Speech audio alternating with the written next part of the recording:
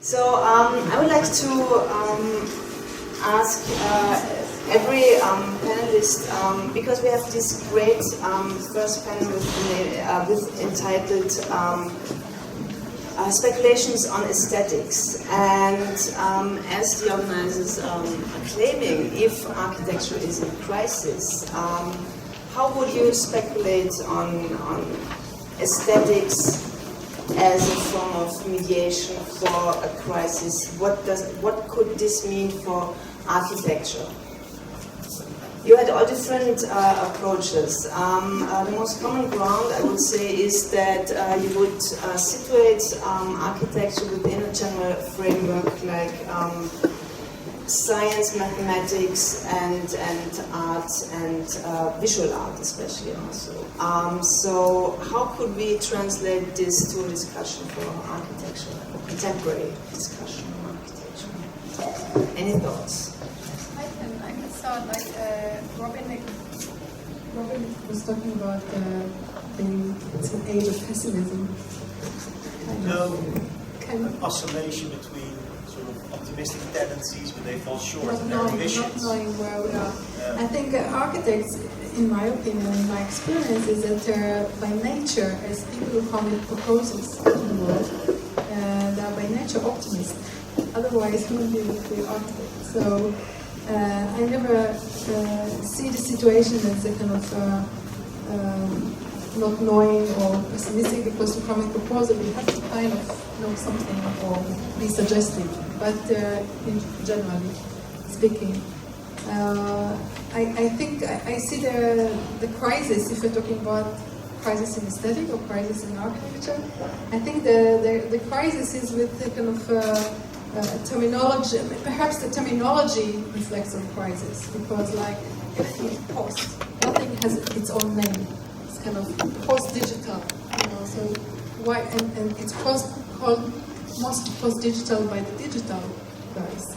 Then if the name keeps being long enough in the air, then you have also the opportunistic use of the. So some people already, I can see on Facebook talking about Instagram, Facebook, postmodern is kind of anything which is, post-digital is anything as if not digital, or a little bit digital, and then kind of, so it's a kind of tremendous misuse of titles and names. But historians tell us that there's always misuse of terms, so I don't know if it actually reflects on crisis. I think people who do the doors, they seem less being taken back by, they never feel there's a crisis, they just kind of proposing. But I guess when you're a philosopher or historian, or you see things very differently. Can I briefly respond to that? I wouldn't say that the cultural moment that we're in is pessimistic. I would say with Gramsci that what we see now, especially with young people, that there's certain optimism of the will, a real will to challenge and engage with the problems that we face. But there's also an immense pessimism of the intellect. So it's an optimism of the will and a pessimism of the intellect, because we also realize, I think a lot of people realize, that things are not going too well, and that there are no clear solutions at the moment. So we are sort of, what I see as a dominant pattern in culture is that people are sort of tinkering on a local level without reaching to the sort of the universal level that is needed if you want to really challenge, do something about the crisis.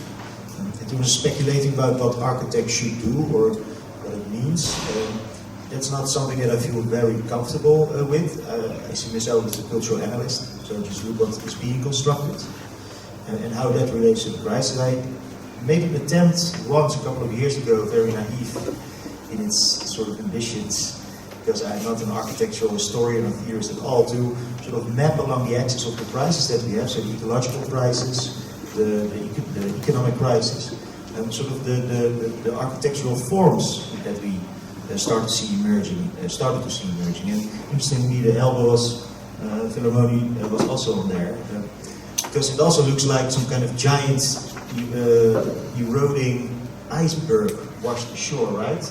And I see that in terms of how the crisis has affected architecture, I see that we still see a lot of iconic buildings, but their aesthetics has changed dramatically, and we see a lot of inclusions of like in the Snøhetta variety, where it's sort of glaciers, or with big, where you see eroded mountains. So there's sort of this sensibility that nature has maybe become completely artificial in the Anthropocene. There's no such thing as nature out there, but that we worry about it. But so yeah, that's the only observation I could make. But again, that is as an analyst. I'm not going to say whether that is right or wrong. Just going to point out that it's very problematic with how we are currently dealing with these issues, because we have the ambitions, but we do not have the tools and the vocabulary to actually make sure that we are not heading towards this disaster. Thank you. Other thoughts?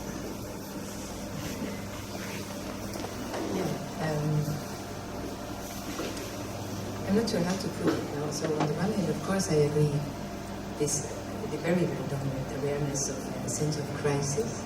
But then at the same time, and this is part of what fascinates me so about this history of mathematics, I don't think there was another time for which it was different. I think what is different now is that actually so many people are living so comfortably, like incomparable to any time in history before. So I know this is a very politically incorrect thing to say, but there is an aspect of this sense of crisis which is a lot related to a notion of comfort, I think. And there is an interesting link now back to the initial question with aesthetics and art, and why I was very fond of the way that the program of this conference was set out with the untimely aesthetics. Because I think there is a reading which is at least to a certain degree plausible, that has to do with the Enlightenment tradition, which in a way replaced a theological notion of comfort through an industrial one, through a secular and a civic one.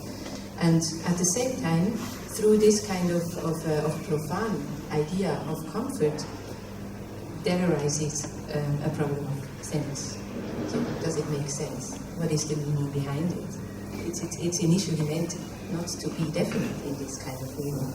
So in the same course of this, I think we saw a rise of an interest in the arts in a new way, in a way that was very different from the role that the arts played in Renaissance and in Baroque times. And then especially with these manifestos, with these documents from the Romantic period by Schiller and so on, an idea that through an education, an aesthetic education, in parallel to the Enlightenment program of industrialized, secular and capitalist social theory, there can somehow be an investigation and a getting in touch with some notion of a spirituality which would be reconcilable, which would not be colonizing in one way. And I think what we are experiencing with phenomena, like you were discussing, for example, is Instagram, with the digital term, yours as well, is that somehow to think of the art as the other two sides, and as the other two explicit, formal, rationalizable, calculatable domains, somehow doesn't hold up anymore. So they become apparent more and more in both sides. No, so in being artistic in science, so there is obviously in a way, so there is a power of inventiveness in science, there is inventiveness in mathematics, and that at the same time there is rationality, of course, in the artistic expressions as well. So yeah, I guess part of what I wanted to begin with, I mean, that's what I'm working towards. This is for me quite new, this interest and this different reading of mechanics. Of course, I don't want to say we have to go behind Newtonian physics and somehow reconnect with an old notion of mechanics that would be purely mechanics of artifice and so on. But I think we have never really left it. It was a misconstruction in a certain way that already got out of relevancy when we went from dynamic, well, from absolute mechanics with Newton, through dynamics with Leibniz to thermodynamics. So the idea with Newton to have all of the physical forces grounded within this one absolute force, which is gravity, so that it can have a common deductive base. This was already becoming dissolved through thermodynamics. And then in the 19th century we have, I mean, speaking of the sense of crisis, we have, if you read the mathematical texts, and mathematicians were of course not strictly mathematicians, they were physicists, they were chemists, so there was a generalist notion of a natural scientist, much more predominant than we have it today. And in so many of these documents you find apocalyptic ideas no less than today. So and especially with regard to thermodynamics, this idea of the heat death and of this paradox that order, so the creation of order somehow produces an increase in disorder. So the entropy notion, which is now central in information science, but in a different way, obviously. So yes, there is this sense of crisis, but no, I don't think this is singular. I would Ask you a question. just a quick remark.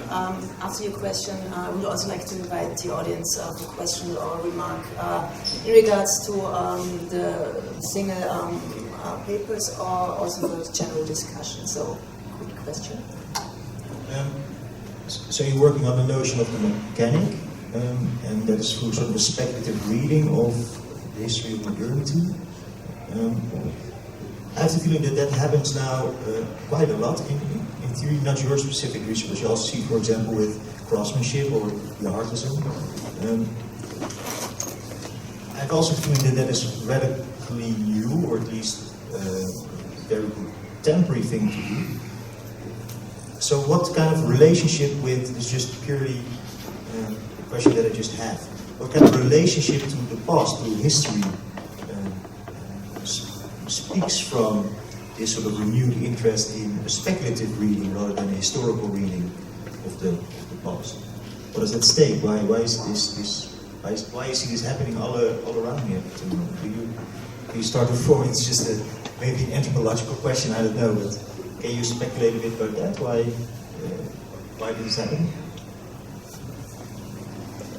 I think part of what is so unsettling today, and first the assumption in probably, I don't know whether it's proper to call it historical terms, but there is one assumption that I find very plausible in orienting my investigations, and it's that there is something like, I know they're all very difficult and problematic notions, but there's something like a zeitgeist usually, because you find a kind of I prefer to call it a body of thinking, that somehow unites local contexts, let's say, across the disciplines, throughout the science, including arts, including forms of governance, including forms of economy, including forms of practicing religions, and so on. So these kinds of bodies of thinking, I think, they are a bit like an immanent milieu in which we grow up, in which we are socialized, to which it is very hard to find a distance. So we take things very much for granted that belong to a certain kind of body of thinking. And the one in which we are living since the 19th century is one where contingencies and possibilities just proliferate and explode. So this is what we have with population, with statistics, with the rise of the mathematics ever since then, and all our technologies in which we install our life worlds today, they just wouldn't be there without this kind of mathematics. So there is this flood of new possibilities. So our problem, our interest in finding new necessities is because we cannot cope with these many, many, many possibilities. So if you now ask, how do we relate to history within this sense or this sensibility almost for a sheer contingency of any one moment? That's another part of my interest in Michel Serres. What he attempts to do in all of his books, but especially in the trilogy, he calls it the foundational trilogy, where the origins of geometry is the last volume, is actually to find a way of formulating something like a science of history. And it's a science not in the modern tradition. That means it's an understanding of rationality in science and in scientific accounts that doesn't claim to give exhaustive explanations. So it's purely local, And it's in its ambition, it's universal, but in its universality it's meaningless. It's abstract, it's like mathematics. And we wouldn't say in any, unless we have a theological view, we wouldn't say there is anything true about mathematics. We say it works, we say it's formally correct, we say it's precise, but we don't really relate the category of truth. Oh, they do. But they do, but that's this alliance. Which discipline you listen to. So I was very surprised actually. I realized that there are mathematics who work for physics, right? They call it mathematical physics. They are because they work about understanding the universe, understanding the place we live in, part of. They say today, and it's not only one, I quoted one, that it's the golden days of believing in beauty that leads to truth. Yeah. Today, mention the word beauty for architects, not that comfortable. If you mention truth, it's really, they will roll their eyes. So, it's really funny. So, and when I read more and more and listen to lectures online on the internet, you can listen to a lot of lectures, and actually they are very communicative, so they don't lock themselves into a language. Sometimes architects or, to their discipline, language within the discipline, they talk in a very communicative way. It's quite amazing to notice that they say again and again that these days are the golden days of believing and seeing through scientific proofs how when the mathematics was beautiful in mathematical physics, it led to truth. So ancient theory was one. So it's I can't see all this. I'm very aware of this, but exactly here I would say this is where we experience a fundamentalist turn of the so-called still secular understanding of science. So there is a level where science today really adopts fundamentalist and theological, not theological, because I would mean a critical study about the belief, but a belief, no? And we see the same thing in a huge rise of the position of the agnostic. It's a complicated category to call oneself an agnostic. It's complicated when it is related to one's claim as being a scientist at the same time. So yes, it's there, but I think that's exactly why mathematics always had this relation to spirituality. What I found very interesting in relation to the conversation, as far as I understand the conversation, is that they're all talking about ambiguities, not of a specific truth, but for example, if we think of thermodynamics or theory of relativity or understanding how things work in the micro, the macro, it's hard to liaise. But if you can either understand only follow this one with a certain logic, but then there's a completely different logic to the other theory. They're all true, but we have to have this ambiguous attitude or understanding that things are, can be ambiguous. Which in art, for example, when something is ambiguous, it's even more beautiful or attractive. So our brain kind of like ambiguities and things like that. So it's not kind of talking about the one. All right. Now I would like to. Yes. Before I would connect all your three notions to what we already are living in. It's like a computational world run by computation. It's computational physics and it's computational biology. And when algorithms and other kind of software and hardware is part of our decisions, part of our choices, part of our everyday life, part of our political life, our social life, I assume will also change how architecture is not only designed, but how the general public engages with architecture. That's my perspective. How to engage non-architects in the cultural possibilities of architecture. This is, I'm failing constantly to tell others, non-architects, that architecture is the best thing in the whole world. But I'm happy if they post on Instagram and engage with architecture and the built environment. It's a beginning, and now they're finding new creative possibilities. It's okay with me. Yeah, new possibilities and new engagement. How about the audience? Any comments, any questions for either one of us? Thanks for that. And I think also we just arrived at this discussion of truth, which seems to cut across a little bit some of the questions on very different topics here. And of course, brings us to fake news, post-truth, and all of that. And when Robin was speaking and suggesting that perhaps Baudrillard looks at a great distance from today, I was actually thinking of him quite recently because of all of this. It is as if he's been vindicated. Things which 30 years ago sound something like prophecies of doom appear so real suddenly. And of course, there's other issues going on here, right? I mean, I remember 10 years ago, Christine Boyer said that, today every 17-year-old does deconstruction. And we see how irony, skepticism has been absorbed by the right. So there's been quite a lot of newspaper articles also about that aspect of how certain practices and thought have filtered to the radical right and so on. So I suppose it's primarily for you because you're trying to create a periodization of this, but I think the others have also probably something to say because of all of this discussion we just arrived at. Too big question for this time, maybe. Okay, maybe I collect them. There is another one here. An empty stomach. Thank you. I have two questions, one for Robin and one for Yale. And I really appreciated your speech about, but I don't know if I agree on the fact that we are really out of postmodernism.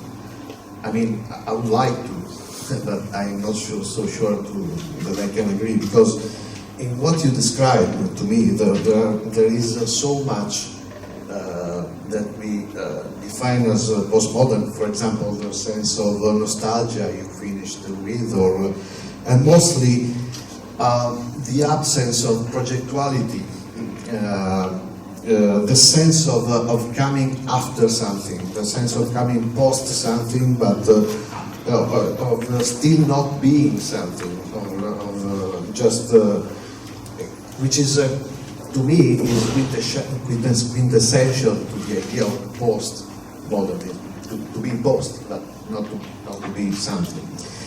As for Yale,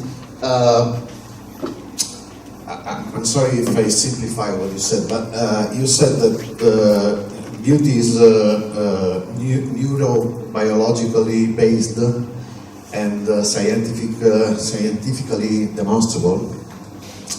And so I ask, how can we explain the huge, and if it's scientific and it is in our neurons, it should be quite the same thing from the beginning, because our neurons are not so much changed in time. So how can we explain the huge variations of the historical embodiments of beauty? Just think about the difference between beauty, medieval beauty or classical beauty or modern beauty.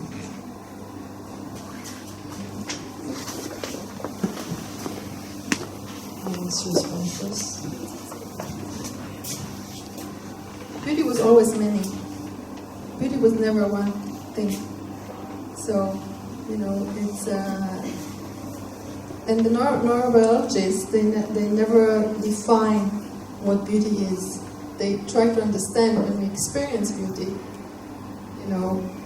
what's going on in the brain, so they can quantify it, and like how, if you look at something and you say it's very beautiful, they can quantify if it's like 5 or 7 or 10 for you, like how excited you are, how beautiful you think something is. But beautiful was always many. Otherwise, it's completely not possible growing. We see beautiful flowers, we see different beautiful faces, right? But actually, what they claim through their scientific things, that research is, and what they really found is like statistically, by the power of statistics, if you give to many people to check on something, they all say it's beautiful, and say 60% will agree on something which is beautiful. So they're talking about the objectivity of a subjective experience. right? And as they say about color vision, our color vision, unlike what many people think, it's something actually, it's very subjective. We construct it in our brain.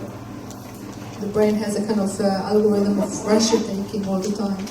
So it's actually subjective, but most people agree, they call it the same thing, oh that's blue, or that's red. So there's a level of objectivity within any subjective experience. I don't understand the word subjective here. Sorry. No. The question was, what's Subjective. What is subjective? subjective?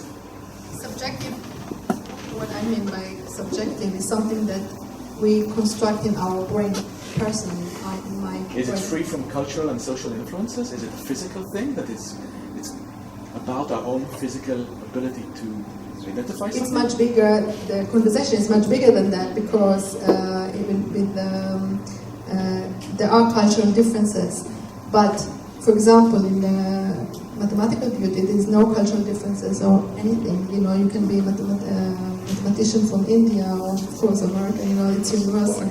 This culture has no difference. And actually, neuroscientists will argue with you that, you know, people say, oh, but beautiful woman in Ghana is a different beautiful woman. They said, actually, again, statistically, it's not true. It's like 60% of us will agree with this. I don't know if I answered your question.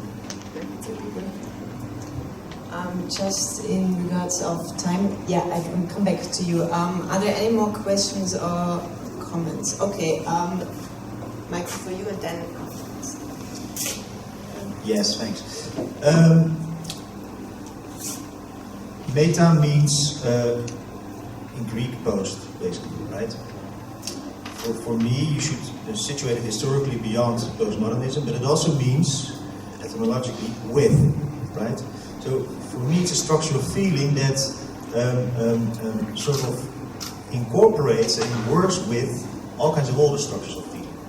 And predominantly, that is in culture, I guess, at the moment, it's modernism and postmodernism that sort of are being still with us, but they're being reconfigured. And a good example, indeed, would be the debate about irony.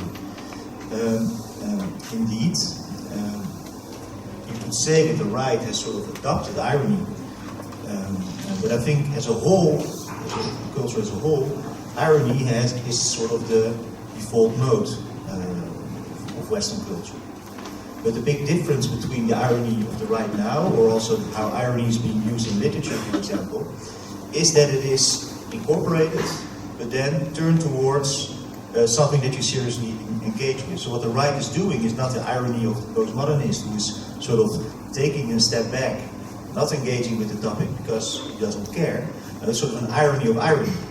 And they use irony precisely because they want to engage and because they have convictions and because they want to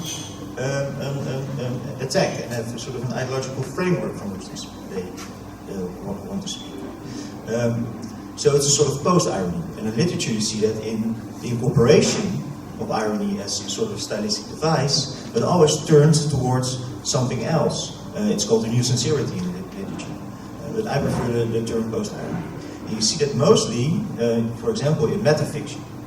And how metafiction is a stylistic device, purely postmodern device, is now being reworked and reconfigured by inserting again the authorial voice in it, right? You see that, for example, in a lot of autofiction at the moment.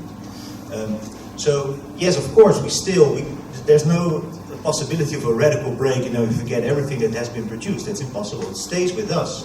But how we relate to the past and how we sort of start to reuse and revisit all those older styles is very much different than what it was in postmodernism. And there are plenty of debates where you see that yes, there are similarities, but there's sufficient amount of differences that you should start to create a language to come to terms with those differences. And that's actually what the project was for. Again, break. No, one last comment before we take all the questions and comments into the lunch break. Thank you very much. Nicole, this is a question for you. So, you've been speaking, let's say, positively of this new dimension of involvement that the public has through social media such as Instagram. claiming that like involvement per se, I'm like rephrasing, is a positive thing because now there's an accessibility to a certain kind of production, visual production that before was not accessible. But in the same time, you've been showing us examples of what happens really on the social media. Basically, there's a dominant visual discourse which is produced by very strong policies of visual marketing, also vehiculated by Ivan Ban and other big photographers. So the people, what they do on Instagram basically is they replicate those dominant images, which are the images that go on Arc Daily and big magazines and so on. At the same time, I see the potential of this media. I'm also researching on Instagram. We will talk about it later. And so I'm wondering. I don't think involvement per se is a good thing. As a matter of fact, I think it just replicates the main dominant discourse. But what's your position? Can we really find a potential, a positive potential, let's say, critical potential in these tools for, like, let's say, changing the discourse of architecture, not just like confirming it? I mean, if you look into the example of the Barcelona pavilion, if you look at these photographs, there are visual conventions in architectural photography, in architectural drawing, in architectural representation in general, which are still here. What really interests me is what lies besides marketing, because there was always marketing in architecture. Now it's on a whole new level of sophistication. What's interesting for me is how these apps and parameterizations are changing our views and what we can make visible with architectural photography or Instagram or whatever. I think it's too early to tell. But I think what we need is a critical instrument to evaluate these kinds of images and also to, even though there are a lot of people replicating these particular views, I also think there are new possibilities because, and again, I'm speaking of my own engagement with students, non-architects. How they engage in buildings and in architecture in particular, and it's they are afraid. They are afraid they don't get architecture, and I think it's our job to make it more accessible, not only in making theories and architectural philosophy more approachable, but also to take the others on board when it comes to architecture and the built environment. And of course, Instagram is one popular platform, but again, I think we need the critical instruments to analyze all these cultural constructs who are either made by architects or architectural history or are made by corporations like Facebook, who owns Instagram, and other algorithms. Just look at Netflix, how they are producing their own content now. It is all based on big data. What we watched when we got hooked on particular TV shows, and now this all feeds back in own corporate content generation. So I don't know what this could mean for architecture, but yeah, I think we have to engage with all kinds of digital and post-digital and computational and other theories of aesthetics. I think we have to engage with beauty. Yes, beauty is good. Re-engage with beauty, and then it will unify the architects. We now can all take Instagrams of our food, #foodporn. So I would like now to thank everyone from the first panel and everyone in the audience for your participation. And let's go into the lunch break and see you back at 2. What's the program?